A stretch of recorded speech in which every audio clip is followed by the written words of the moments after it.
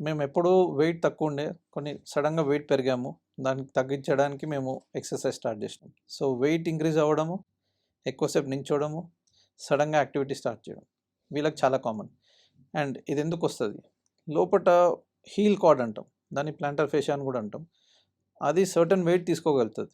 ఓ certain తర్వాత అది wait transfer అనేది తీసుకోలేదు. దానివల్ల అక్కడ ఇన్ఫ్లమేషన్ వచ్చేసి ఎర్రబడుతుంది లోపల కార్డ్. అది కార్డ్ ఎర్రబడినప్పుడు వీళ్ళకి ఎలాంటి సిమ్టమ్స్ ఉంటాయంటే, పొద్దున్న లేచి మొదట అడిగేసినప్పుడు పెయిన్ రావడం,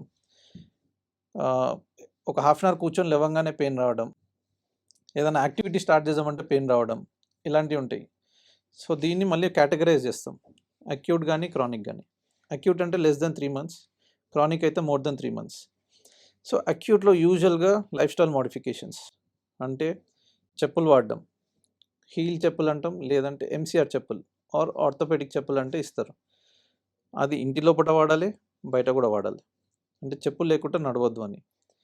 సెకండ్, పెయిన్ మెడిసిన్స్. కొన్ని పెయిన్ మెడిసిన్స్ ఇస్తే యూజువల్గా సరిపోతుంది. ఫిజియోథెరపీ ఉంటుంది, రకరకాల ఫిజియోథెరపీస్ ఉంటాయి. లేజర్ థెరపీ అంటాము, కొంచెం హీల్ అండ్ కాఫ్ స్ట్రెచెస్ అంటాం, ఇలాంటివి. ఇవి యూజువల్గా వాడితే 90% ఆఫ్ ద పేషెంట్స్కి పెయిన్ తగ్గిపోతుంది 1 week 2 weeks లోపల. ఓకే.